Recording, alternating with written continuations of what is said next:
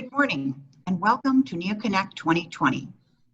NeoConnect is NeoCon's online series of resources, programming, and events held throughout the month of June.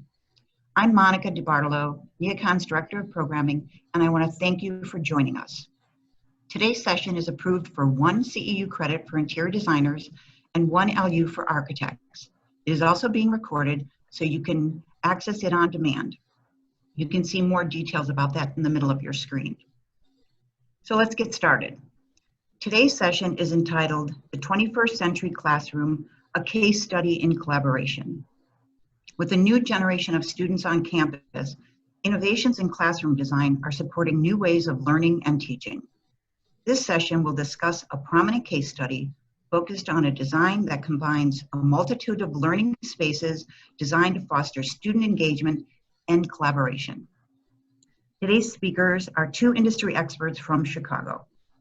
Gail Wozniak is an associate at Solomon Cordwell Buenz, an architecture, interior design, and planning firm. As an interior designer focused on campus environments, Gail's practice is dedicated to creating spaces that support student life and promote interaction and collaboration. She has worked on campuses nationwide, designing the interiors of academic buildings, large dining halls, student centers, and resident halls. Monica Willemsen is an associate principal at Solomon Cordwell Buenz. As an architect with the firm's Campus Environments Practice Group, Monica's portfolio of work includes academic and research-focused buildings at several of Chicago area institutions, including the University of Illinois at Chicago, Loyola University Chicago, and Lake Forest College. Please welcome Gail Wozniak and Monica Willemsen. Thank you for that introduction. We'll pull up our screen.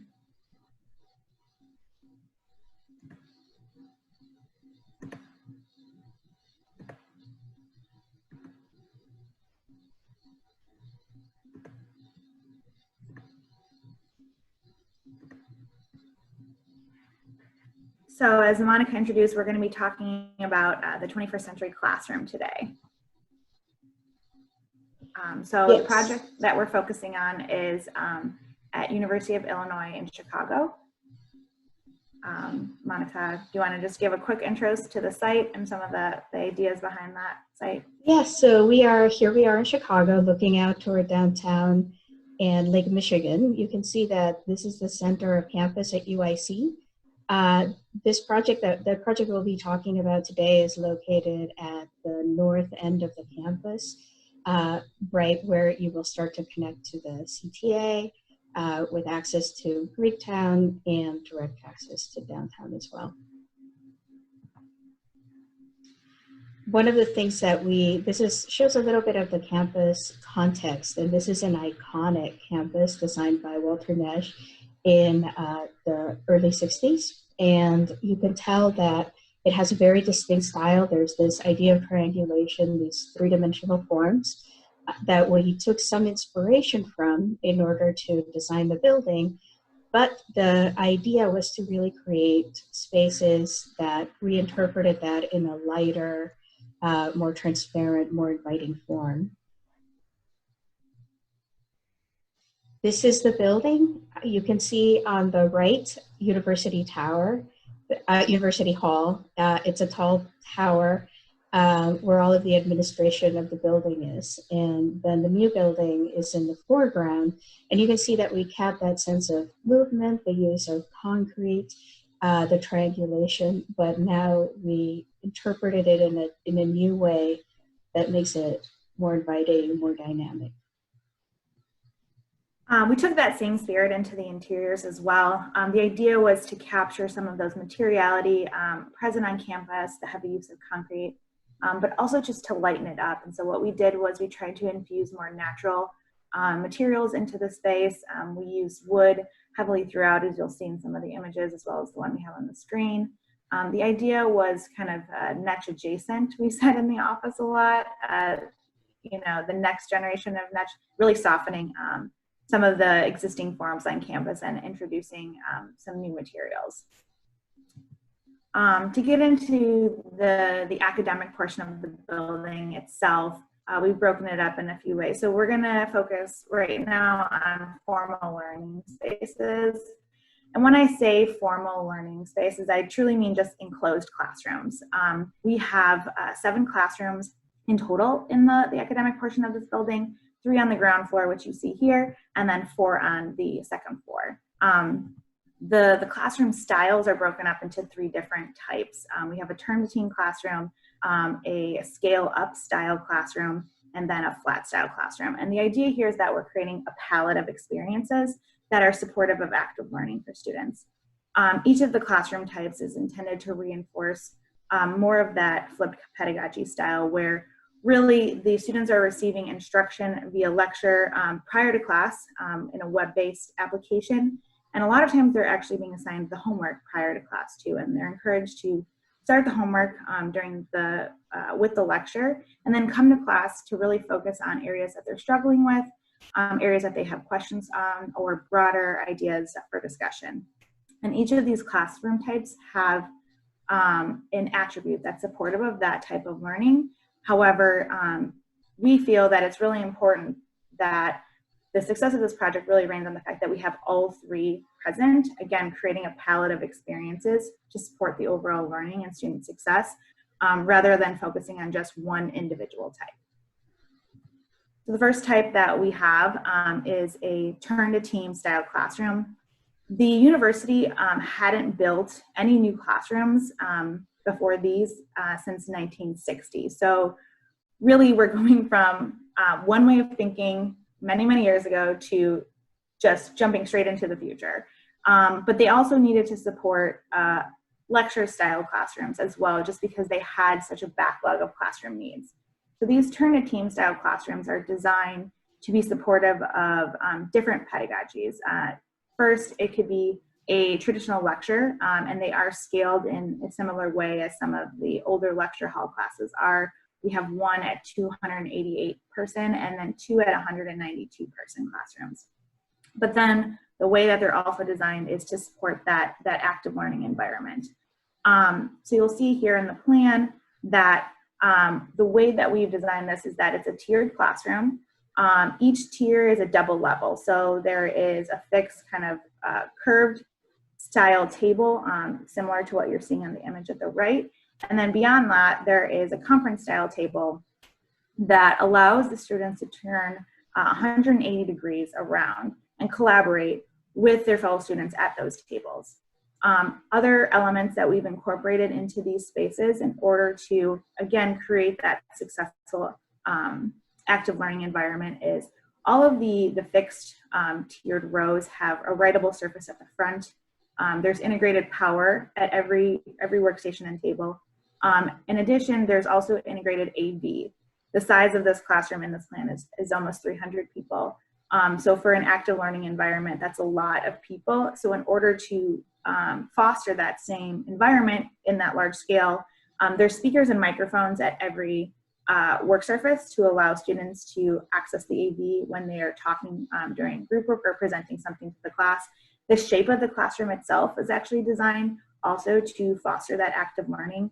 The kind of wedge pie shape is indicative of being able to not only see the screen and the instructor as it's indicated on the plan from all areas of the classroom, but also your fellow students across the room. And so the idea is that when you are in an active learning scenario, students can use the whiteboard to solve problems, and then the instructor has the ability to, with the cameras that we've integrated into the space, capture that work off the whiteboard or students' individual faces if they're speaking and presenting an idea, and project that onto the screen. And then the AV audio microphones allow students to hear their other fellow students. So that the idea is that, yes, we have a large scale classroom, but the AV and the power and some of the furniture elements integrated allow for it to be a large scale academic or active learning environment. The next classroom type that we have is a scale up classroom model. So scale up is student-centered active learning with a upside down pedagogy. So the idea here is that, again, the students are receiving much of the material prior to class, and they're coming into class to work on larger problems or areas that they're having trouble with. They're grouped in tables of 6. We have screens and whiteboards distributed throughout the room. And the idea here is that this is primarily a group work environment. You're coming into class doing more of a peer-to-peer interaction. The idea of an upside-down pedagogy is not only is the instructor a resource for students to learn, but also it's a student-to-student teaching. So students, you know, are learning at different rates, understanding and comprehending different things at different times. And so when you're working in a group, the idea is that your peers are teaching you the way that they've absorbed the material as well. A lot of times that you see with this model, a better absorption of the content and better problem solving skills because you are working in a group environment. To support that, as I mentioned, we have screens distributed throughout the space. Each screen is dedicated to a table, so each group has their own screen to work with. You can access that screen from your tabletop in addition to power and speakers and microphones here as well. The instructor themselves, they have the ability to take content from one screen and distribute it to all screens if there's something that they want to focus on. Typically, what you see the instructor doing in these classes is walking throughout the class, listening to what's happening, and then taking moments to highlight certain things or build on those conversations that the students are having with the larger class. And then finally, we have a flat classroom. So this is a flexible classroom. Power is distributed at the floor. The furniture is mobile. There is AV, more of a traditional projection screen, and then we have whiteboards distributed around the room. The idea here is that students are working in a very flexible manner at the discretion of the instructor. They're able to rearrange the furniture. They can have more of a seminar style arrangement, a case study style, traditional lecture, or they can work in groups as we're showing here on the screen. So highly flexible, allowing for an adaptable environment and getting that active learning model achieved. So moving outside of the classroom, we have a series of informal learning spaces as well. Part of the goal of UIC was to create a palette of spaces for the students to access that really reinforce student success. And in order to do that with the informal learning spaces, we have to look at the way that all students learn and interact with their environment. Some students prefer to be in a loud environment, but working alone, more of the coffee shop style. Some prefer that group work, and others prefer to be completely alone and kind of in their own private space. And so what we try to do with the informal learning spaces is create spaces that support all of those different styles. Here is an image of one of the learning oasis, as UIC has branded them. So part of the program is these required direct adjacencies to the classroom. You'll see here, this is just outside the entry to one of our Turnitin classrooms, the 288-person classroom. As all universities, that we interact with, everyone is strapped for space. And so we also were tasked with creating space use that was flexible. So this 288-person classroom, while being a fixed classroom that is supportive of Turnitin, we also see that being able to be used by the university in the off season for conferences or other events. And so we created this oasis space at a larger scale to allow for a pre-function space, again, for that duality of use. So you see here are 7 classrooms in the blue.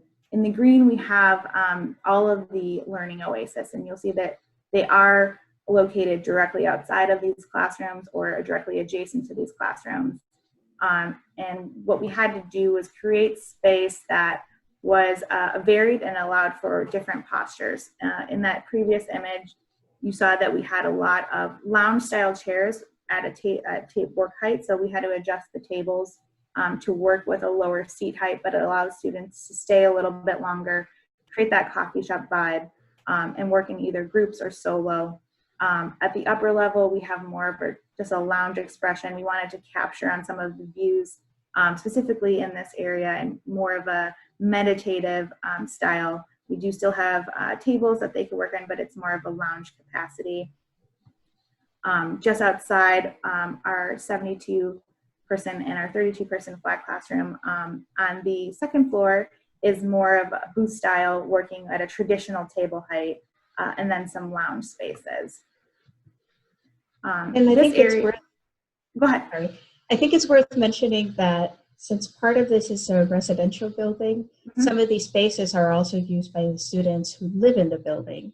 So it allows you to make better use of some of these program elements by being able to share them, and extends the hours of the building as well. Yeah, thank you. That's a great point. One other area that we wanted to specifically highlight is one of the Learning Oasis.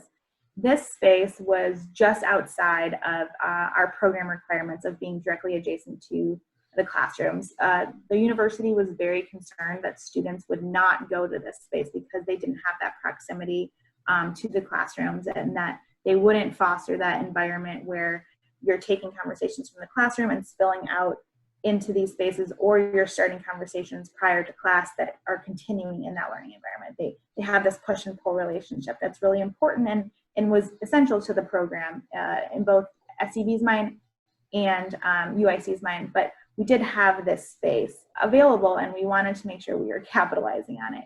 So in order to do that, we really wanted to focus on what we weren't able to provide in the other Learning Oasis spaces, but also ways to make this what we call a destination space.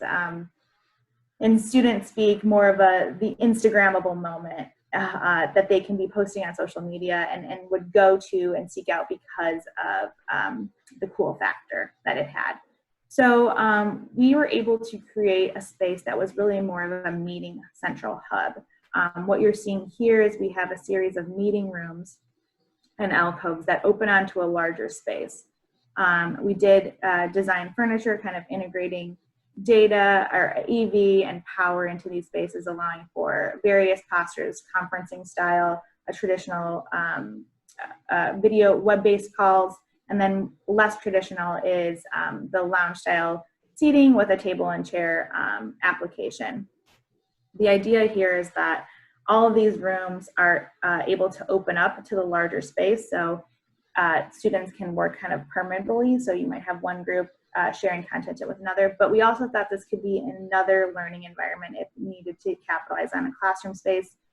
We could easily see students gathering around that central area with the instructor being in the center, giving them an open-ended problem and having them break off into groups in these individual rooms.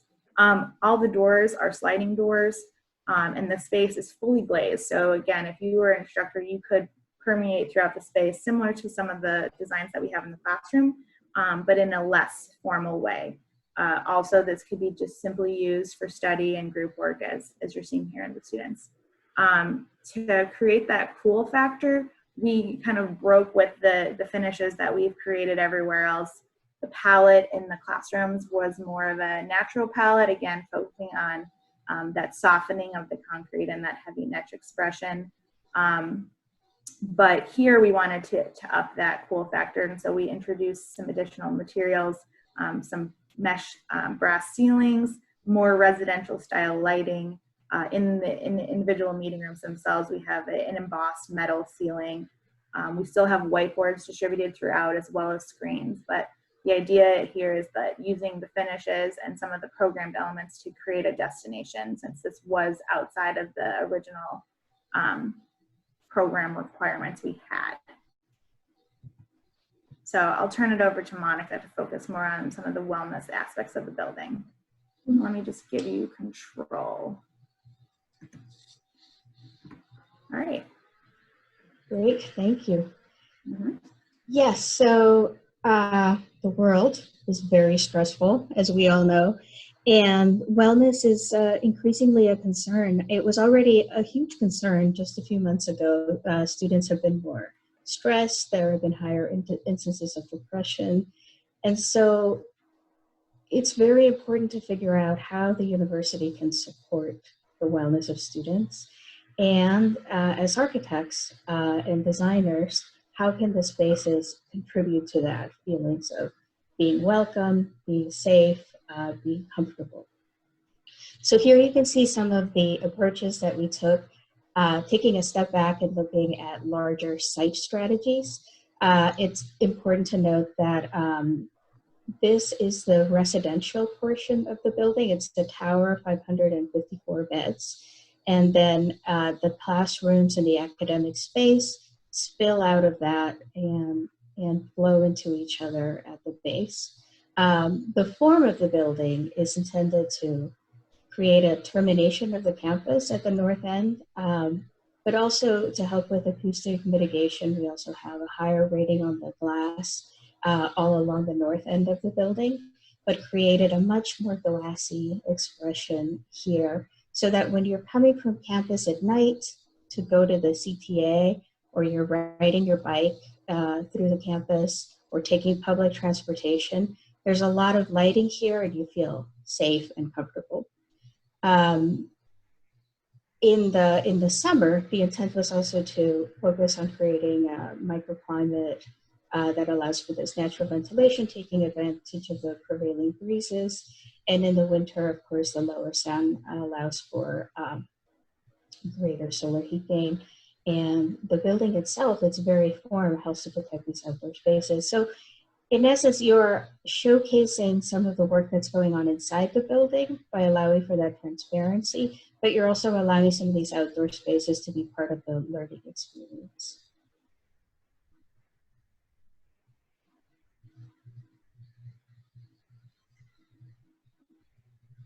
Oh, yeah. And one of the features that we thought would be great to talk about, particularly because it relates directly to the classrooms, are the fins that you'll see on the exterior. These fins are very simple in essence. It's just a folded aluminum expression, but they really help to control the glare inside of those classrooms and allow them to be daylit the way they are. There is also a gradient of Frit here that reduces the glare at seating level. So the purpose of this is really to allow these spaces to be these light-filled, open spaces with views to nature. And then despite the fact that these are such high technology-intensive spaces and such complex spaces, they are still allowed to be this open. And most of the classrooms currently at USC feel very dark. They're very much enclosed, and so this is a complete departure for them. But one of the things we needed to do is convince them that this was a possibility and also make sure that we were responsibly planning for it.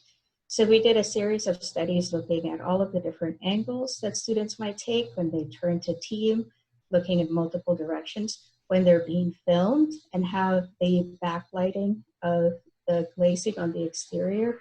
All of these very complex lighting conditions have to be taken into account, as well as any impact on the screens. So we began by mapping onto the surface of the classrooms the locations that where we were most concerned about glare, particularly on the western facade, and over time designed these fins that are very economical. They are very carefully shaped, angled, and extend only as far as they need to.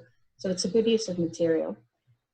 Also useful to notice that they help to maintain the expression of some of those, of the niche architecture. So we're able to keep to that concept of that triangulation that helps to connect to the campus, but do it in a new way, again, a lighter way, a more open way. And that impacts all of the spaces. As Gail was saying, there's some formal learning spaces where even though you're in the middle of the city and you're right next to the expressway, you have these views of these trees that make you feel very connected to nature, creates a great soothing and peaceful effect, as well as some outdoor spaces for students to learn in. So really, we have had a lot of students come to this building expressly to study, despite whether or not they have classes here, which we think is always a great feature if we can achieve that.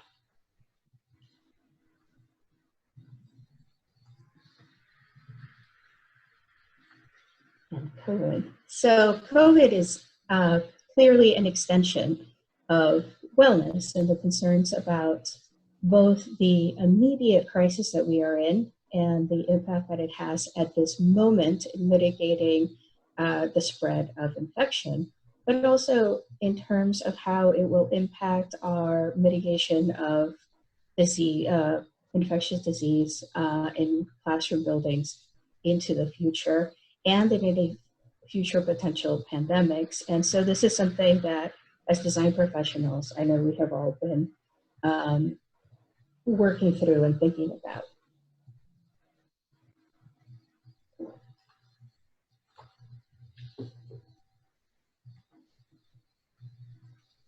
Sorry, this is.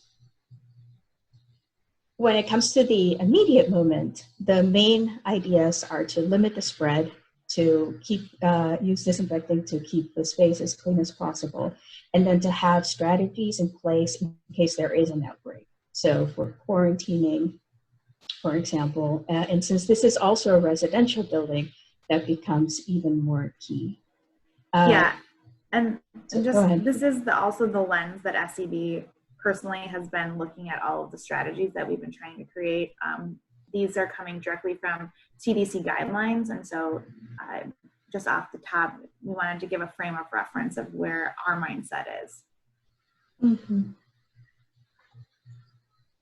I think at this point, we're all very familiar with social distancing, but one of the things that's interesting is that thinking is constantly shifting because we don't entirely understand the spread at this point. So there are questions about aerosol disbursement. A lot of these issues have to do with HVAC, and it's a whole palette of things that we have to consider. But at its base, one of the things that relates to planning is the idea of having this 6-foot radius to reduce the spread of droplets.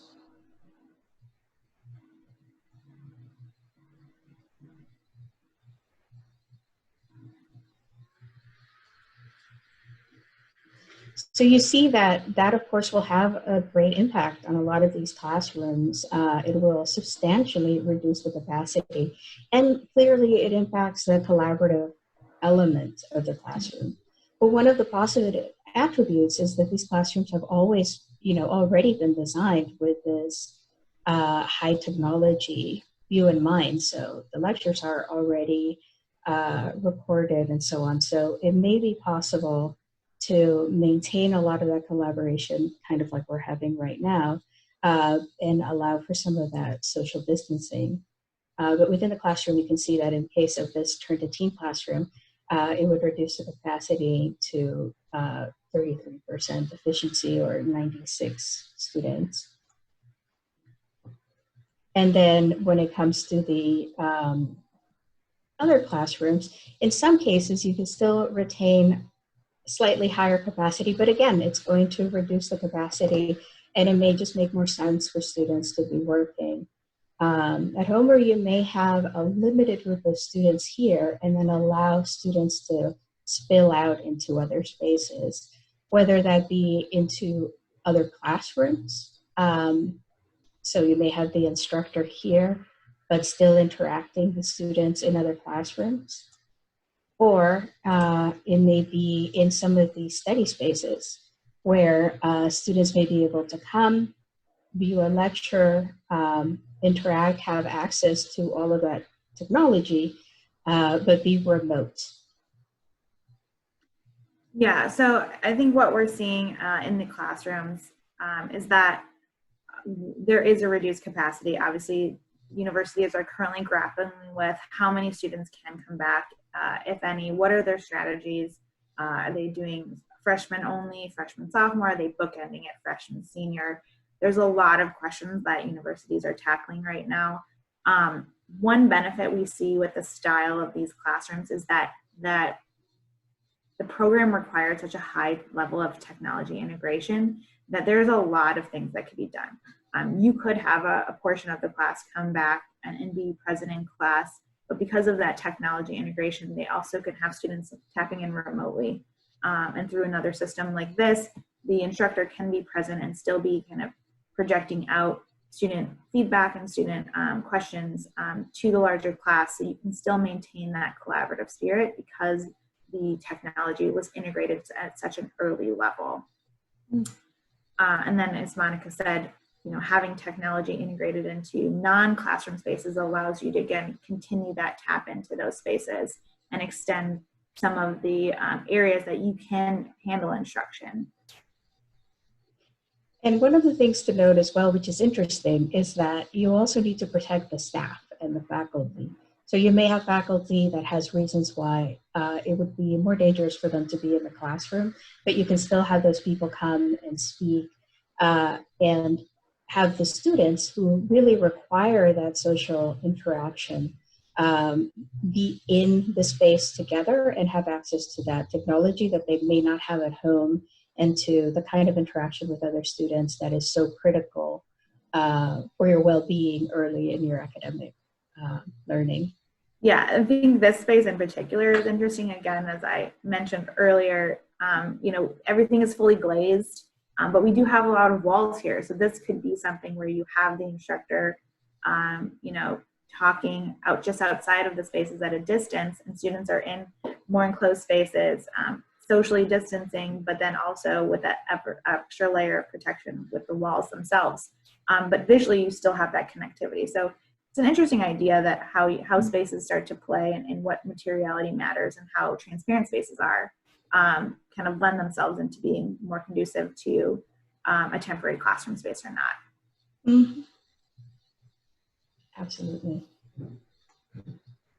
So really key, I think, in this example, but in classrooms in general, is how do we learn from the past and maintain some of the aspects that have made places unique, give you a real sense of place. Like at UIC, the campus is iconic and you have a strong sense of place, but start to deal with some of the things that don't work very well, like how dark these spaces are and how unwelcoming it often feels. It was designed as a commuter campus, so at night it tends to go very, very dark. So how do we start to shift that in the campus itself? So we have a number of questions, Monica, that we could start to address. And there's a couple of people asking for us to go back to some slides. So I'm going to start off by just answering the question about color in the classrooms. And Monica, if you could jump to one of the classroom slides, I think that would be helpful. Sure. So again, we wanted to make sure that we were being respectful to the overall campus context in the palette, and then choosing, you know, specific moments where we have more of an intentional pop. So as you'll see in both of the classroom images that we're showing, we did intentionally leave a lot of the color out to focus more on natural materials. We have wood panels that actually are acting as acoustical panels at the front of the classroom. And more, we have a rubber flooring. The palette is definitely more subdued. The university and SEB felt that that would be more conducive to focusing on the content and the learning environment, but also then just capitalizing on the amount of glazing that we have in these classrooms and the views that they provide. You can see, you know, just beyond, you're seeing some of the greenery and the foliage from the trees. Part of the goals of the university had when we were designing this building is radical collaboration. And so SEB kind of took that radical collaboration idea and put it on display with the amount of glazing. Typically, you don't see a lot of classrooms that have this amount of glazing incorporated into the space, just because, as Monica said, there's a number of challenges it creates with glare, with sound. We did have to pay a lot of attention to acoustic attenuation in these spaces. That's why we have acoustic ceiling treatments, but also then panels at the front of the classroom. And then the AV also required that level of acoustic attenuation. Another question that we did get was about the AV, and if this was something that SEB had to push for, or if this was a university request. The university had done a lot of studies on these types of classrooms prior to SCV getting involved, but it really was a hand-in-hand collaborative process. You know, in addition to having to worry about sound attenuation and the performance of the classrooms, we had to contend with a budget and structure and a number of other factors that started to shape and take place in these spaces. And so we had to work very closely together. It was an 18-month design schedule. So that was very quick, considering we started on a different site with a different building orientation. Mm-hmm. So we had to, again, just work very closely together because we had to make so many decisions in a short amount of time. I would say in terms of the AV, again, there are cameras distributed throughout this space that allow for the instructor to localize on a group or a student or something on the whiteboard. So that was an advanced AV capacity that we also had to align with. Okay, so another question we got, Monica, was regarding the involvement of ACC. The question is, as I understand it, this facility is not owned or operated by UIC. However, this is part of an urban state public institution that my taxes fund. How and why was Campus Solutions out of Texas selected? What are the other avenues explored to fund such a project before we resort to an out-of-state private company? So yeah, just to speak to that, and I'll let Monica talk more because she was directly involved with the competition, but this was a competition with a number of firms. So it wasn't direct selected. The university had to contend with a number of contestants for this space. And I know that, so the university had been looking at how to modernize their classrooms for a while. Mm-hmm. And one of the ideas was, can we work with the classrooms that we already have? But they had very limited space and not a great deal of funds to create new learning spaces.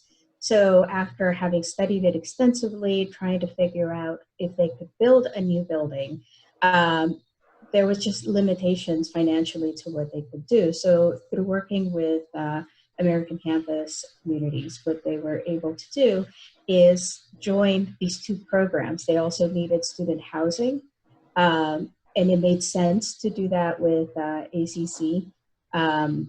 ACC does really great maintenance as well of its spaces and high quality materials. But basically, what it allowed them to do is join their need for these academic spaces with this larger project in order to bring the cost down and be able to more easily finance it, even though it was UIC that financed the academic portion of this building.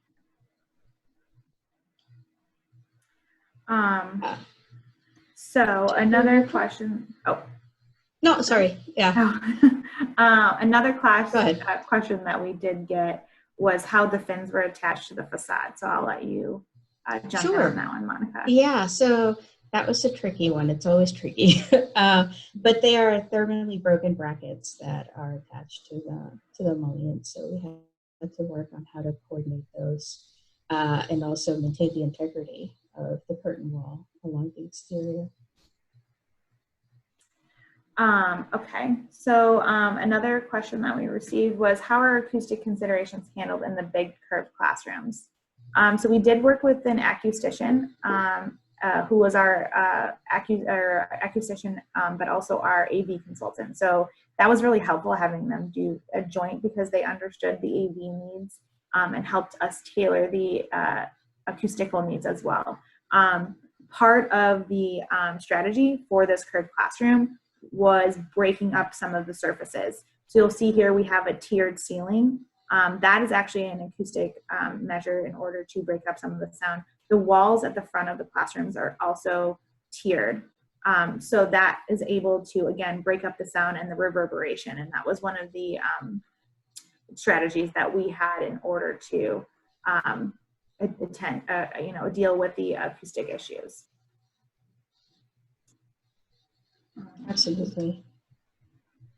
Yes, we have some blackout shades. So one of the things that we wanted to make sure of is that if it was necessary to completely black this out, we also have sheer shades included in the space. We were covering all possible conditions. We're happy to say that they haven't actually been needed. So the classroom is working well.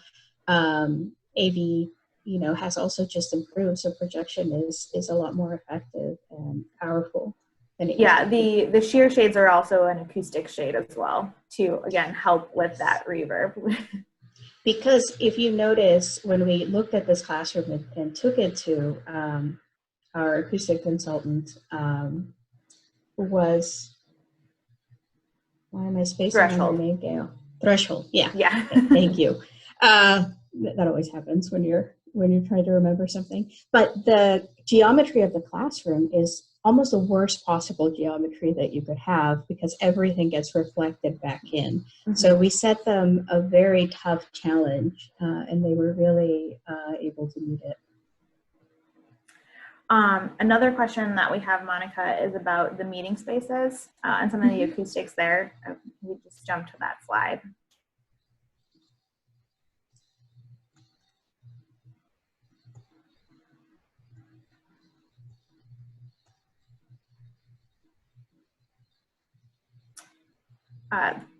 So we did have to attend, again, with acoustics here. We have a lot of hard surfaces. We have a concrete floor, exposed ceiling with metal ceilings. All the metal ceilings are perforated metal with an acoustic backer. We do have carpeting inside of those rooms, so that helps with the acoustics. The way that we saw these spaces as well was a less formal, so they did not have to be as acoustically sound, let's say, as a classroom, but we did spend some time kind of making sure that they were comfortable spaces and still were performing as intended.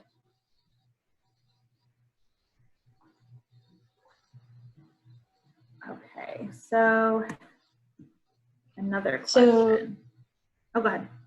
Oh, no, it's okay. In terms of what departments use this building, it's really intended for freshmen and sophomores. So, but that means all freshmen and sophomores. So you really get students from throughout the university, all programs using this building, which is actually a very important thing, because it has such a central position entering campus, and therefore also is a very popular place to gather. There's a Starbucks there, which is always an appealing feature.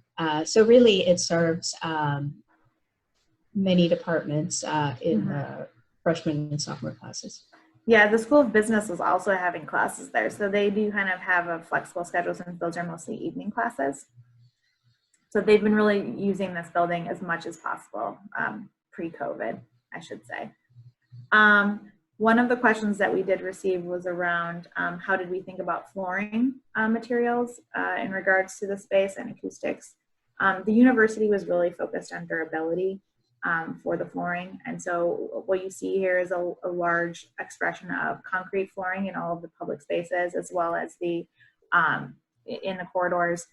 We use carpet where appropriate, but we really use that as an identifier. You'll see in a number of the learning oasis, as well as here, is that the carpet is heavily saturated, and it coordinates with some of the furniture in order to be a wayfinding mechanism, less about acoustics, because most of these spaces were double height spaces to support the ceiling needs for the classrooms.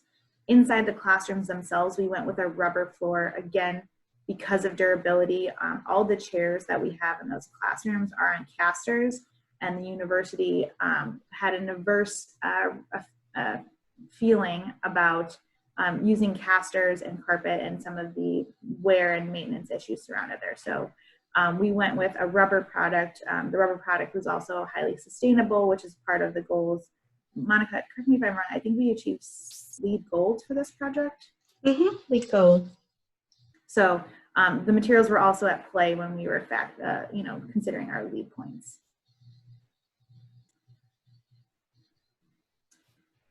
Okay, so another question was around gender neutral bathrooms. And can we just go to a plan quickly? Sure. In here we go. In the residential spaces, just to make that point, all of the bathrooms are gender neutral. There's an open lab area with direct access to natural light, and then separate shower and toilet enclosures that can be closed by students. And that was requested by the university and really appreciated and popular with the students. So I didn't see any, we didn't see any issues there. Yeah, and then in the public classrooms. spaces, in the public spaces, we do have gendered typical bathrooms, but we also have a number of stalls that are provided that are gender non-specific. So there's a hybrid method approach in the public spaces.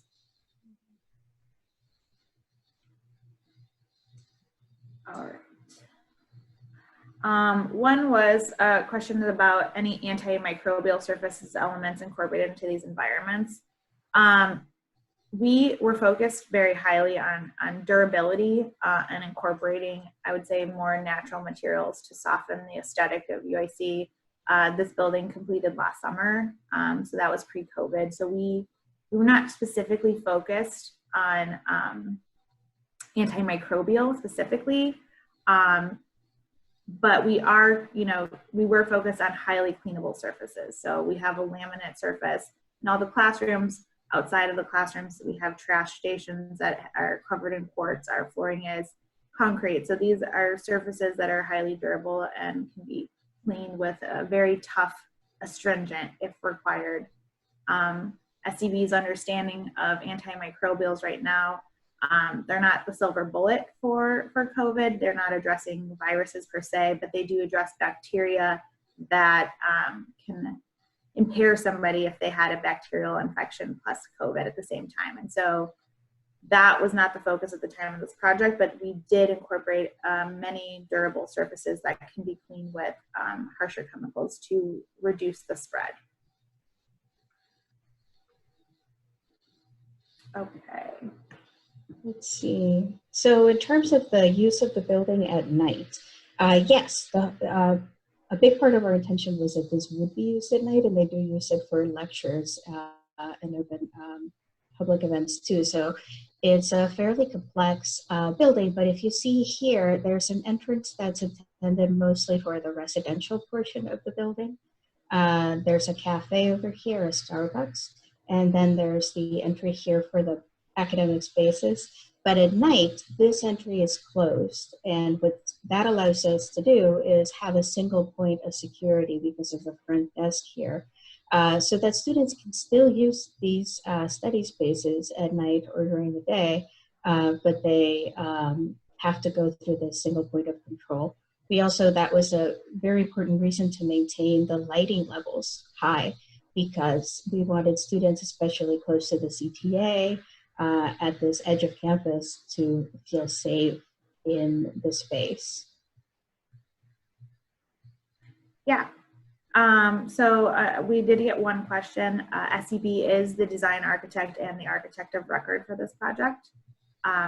We were, again, integral with ACC and UIC in developing this from start to finish. Another question that we got was about the ADA compliancy of the buildings. So we did take that in as a factor to all the classrooms, and we could just go to one of the plans, Monica.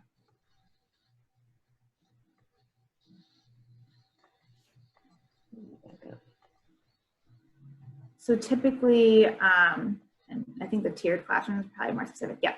So typically, there is a requirement for 5% of the space to provide compliancy for ADA.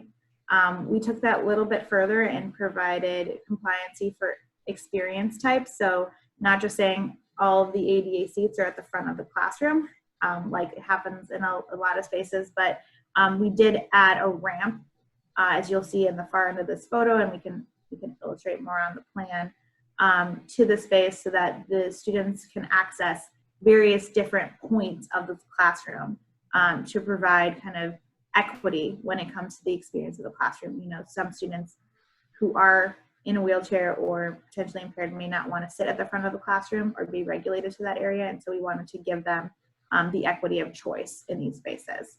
Mm-hmm.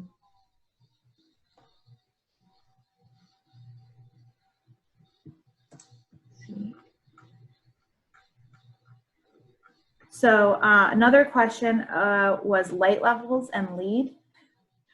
This is an interesting question because the university has some specific requirements when it comes to how many foot candles they want on work surfaces. So not only did that apply in the classrooms, but to the informal learning spaces as well. So typically for a corridor space, you would see maybe a foot candle of 15. But because these corridor spaces were intended and designed to be workspaces and meeting spaces for the students, we had to maintain a foot candle of 35 in those spaces, similar to the way we would for a classroom. And so we did have to be a little bit more creative in the way that we used the lighting and distributed the lighting and some of the energy offsets in order to contend with that higher foot candle and our lead requirements. And the university does have a requirement for dark sky lighting fixtures throughout the campus. So we did use those on the exterior to mitigate some of that. Yeah, there's also a lot of questions regarding well coming up. We did investigate doing a well certification as part of this, and we reviewed the requirements for well as we were designing this process. The university did decide to not pursue that accreditation just because of the cost of maintenance, and also just because of some of the other factors revolving the food component. Typically, the requirements for the amount of caffeine that can be distributed is pretty stringent, and that was not something they wanted to pursue at the time.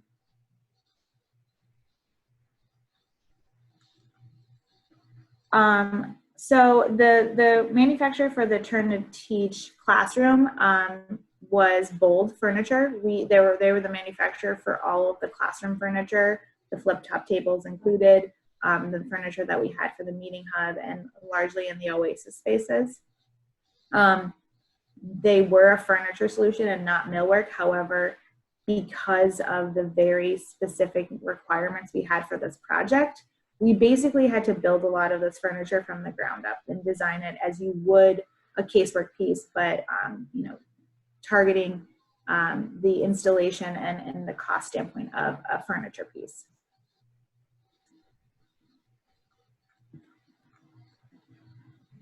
The furniture manufacturer, again, is Bold, B-O-L-D Furniture. And SCB, Solomon Cordwell Buenz, is the architect of record. That's where Monica and I both work. And the developer that we worked with is American Campus Communities out of Austin, Texas.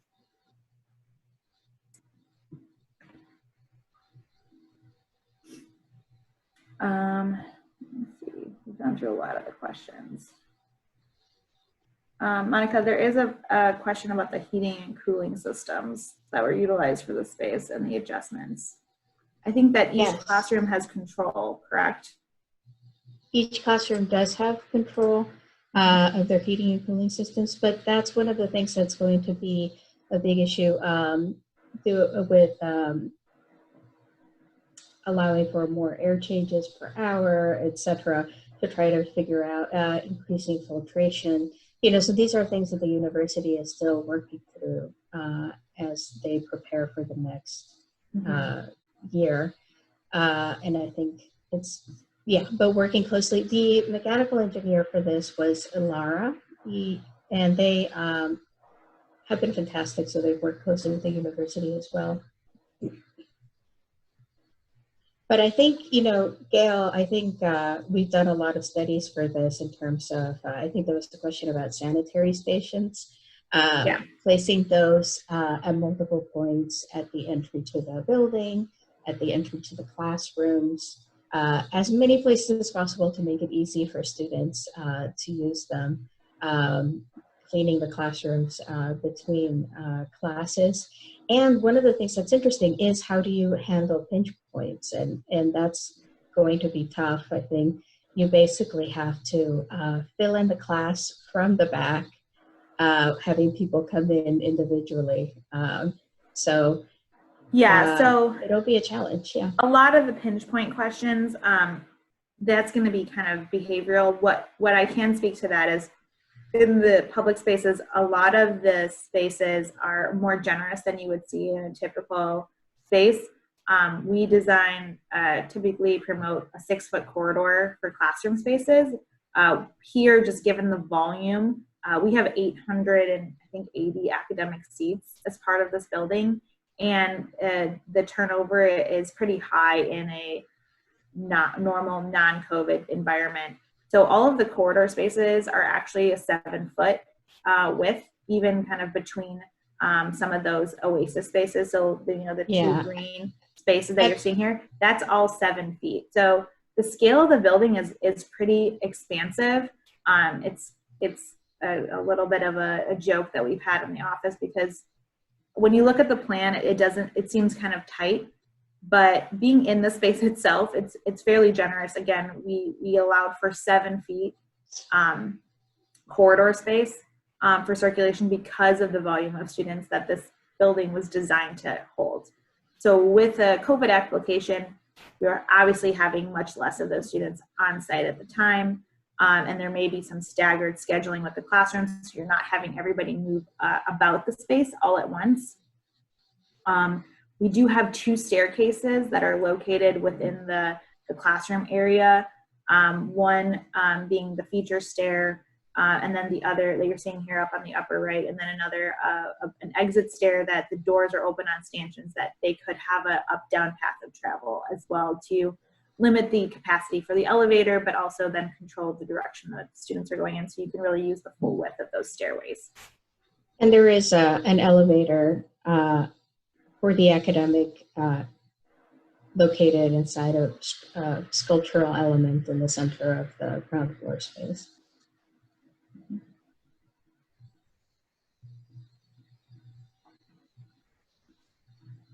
So I think we got through a lot of the questions. Is there any other ones that you see that we haven't addressed, Monica?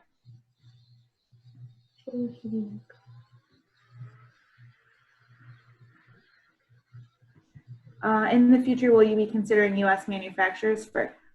So we did target a lot of U.S. manufacturers for this project in general, just because prior to COVID, there was a lot of tariff issues that we had to contend with in terms of lead time. So the carpeting is made in the U.S. The wood wall covering was made here. The wood ceiling elements that you're seeing were all made in the U.S. I believe the rubber flooring was also made here. If not, it's in North America. So yes, that's something that we are continuously tracking, but just given the state of current events, this was something we were dealing with pre-COVID, just because we were seeing higher price points on normal commodities because of tariffs and trade issues.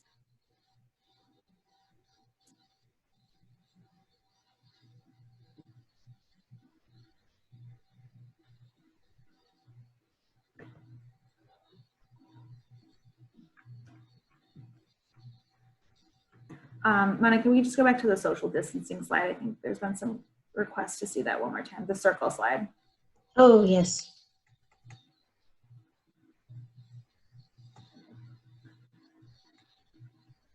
So this, one more. I think the other one. Nope, the one where we circle. Okay. Yeah. This one. Yeah, so this is a SEB's diagram that's based on information that, again, is from the CDC. We have the link down at the bottom for where we received kind of the text that you're seeing here. The definition is from the CDC, as well as the ways to practice it. And so this guideline, we're taking directly from the CDC and changing it as the guidelines from the CDC evolve.